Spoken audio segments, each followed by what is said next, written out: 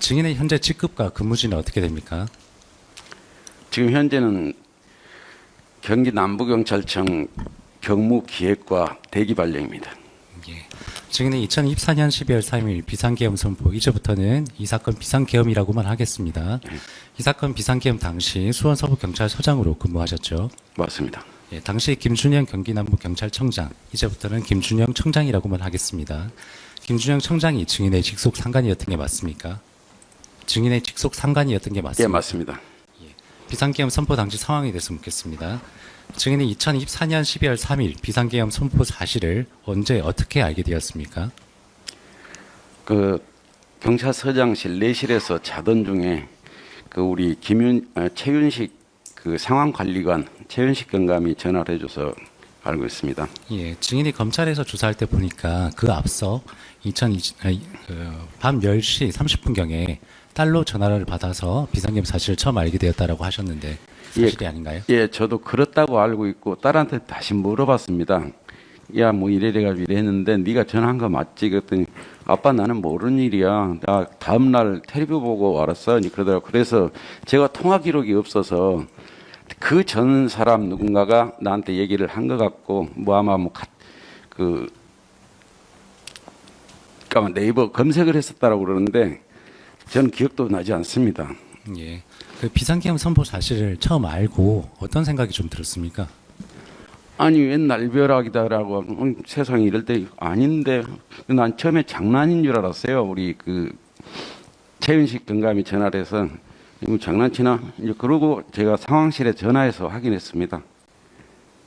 예, 11항입니다.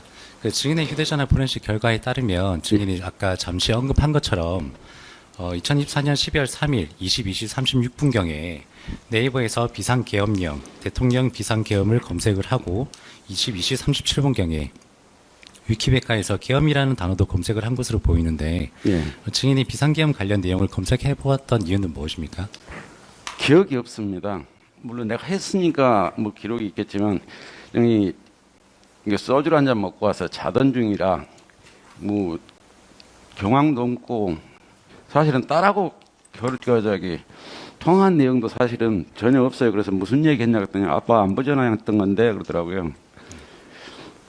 네, 증인은 인터넷 검색을 통해서 그 헌법상 비상계엄의 선포 요건 정도는 확인을 했을 텐데 증인이 보기에 이 사건 비상계엄 선포 당시 전시, 사변 또는 이에 준하는 국가 비상 사태라고 볼 만한 상황이 있었습니까? 없었습니다. 예. 그 증인이 이렇게 인터넷 검색을 한 시점은 그 최윤식 경감으로부터 전화를 받기 전이거든요. 예, 맞습니다. 그러면 증인은 최윤식 경감이 아닌 다른 예. 사람으로부터 먼저 계엄이라는 얘기를 전해 들었었겠네요. 예. 예, 선거연수원 출입 통제 관련 질문하도록 하겠습니다. 13항입니다. 증인은 이 사건 비상계엄 선포 직후인 2024년 12월 3일 22시 53분경에 경기남부경찰청 경비과장 박규남으로부터 전화를 받은 사실이 있죠. 예, 맞습니다. 네, 박규남 경비과장이 갑자기 전화를 했던 이유는 무엇입니까? 관내 선거연수원이 있죠. 이제 그러면서 계엄이 발표됐으니까 출동해서 출입자 통제하고 우발 대비해라 이제 그런 얘기를 한 겁니다. 그래서 사실은 저는 그게 우리 중요 시설로 잡혀 있지 않아서 사실은 몰랐습니다. 그게 예전부터 농진청 연수원이었거든요. 그래서 없다고 했습니다. 없는 것 같은데요라고 했던 것 같고 제가 확인할게요.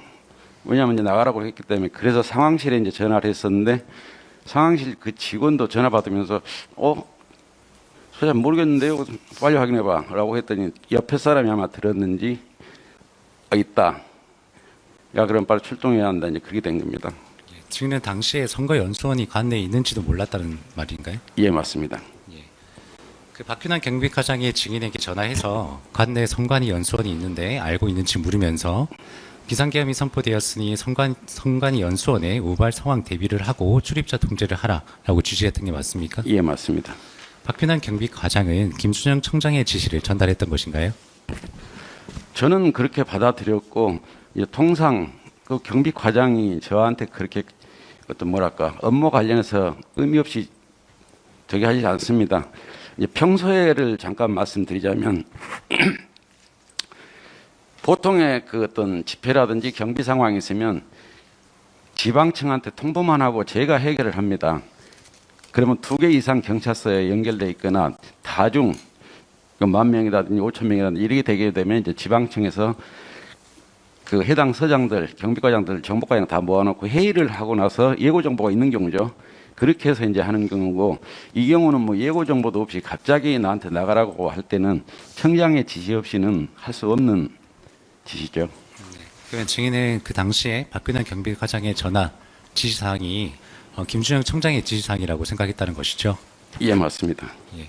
그 박근혜 경비과장 같은 경우에 앞서 김준영 청장으로부터 우리 관내에 있는 중앙선거관리위원회와 선거연수원의 경찰관들을 보내 바깥에서 건물 안으로 들어가려는 사람들의 출입을 통제하고 선거관리위원회 관계자와 협의를 해서 시설 관계자만 들어갈 수 있도록 조치하라라는 지시를 받고 이를 증인에게 그대로 전달을 한 것이었는데 증인은 그런 사실을 알고 있었습니까? 그 구체적인 내용을 저한테 설명을 하지 않아서 모릅니다. 박균환 경비과장은 선관위 연수원, 이제 선거연수원이라고 하겠습니다. 선거연수원의 출입을 통제하는 이유가 뭐라고 하던가요? 우발 사태 대비라고 했으니까요. 저는 이제 처음 받아들이면서부터 어떤 집단화된 세력이 오나 보다라는 이제 그 생각을 먼저 한 겁니다. 그러면 선거연수원에서 누구의 출입을 통제하라고 하던가요? 그러니까 이제 출입 통제는 이제 결과적으로 나가는 사람은 나가게 하고 들어오는 사람은 신원을 확인하고 그 관계자, 시설 관계자들하고 이제 같이 근무를 했는데 그 사람들을 확인해서 그 들어오게 하고 뭐 그런 식으로 이제 시작을 한 겁니다. 그러면 이에 증인은 어떻게 조치를 하셨습니까? 예, 뭐 저는 이제 바로 무전을 통해서 이제 상황실에다도 얘기했고 출동해야 한다라고 했고, 그리고 초동 대응팀, 아까 저한테 알려줬던 이제 상황관리관이거든요. 야간에 서장을 대신해서 업무를 하는 그 초동 대응 팀장이 됩니다. 자동으로. 그래서 이제 그 친구가 5명을 데리고 나가라고 이제 했기 때문에 5명을 데리고 나간 겁니다. 그리고 지구대 파출소, 이제 거기다라고 하는 거를 제가 알고서는 이건 아닌 것 같은데 지구대 파출소 관할 순마도 가고 나머지도 보내라라고 이제 추가 지시를 또 했고요. 말씀하신 것 순서대로 좀 물어보겠습니다. 예.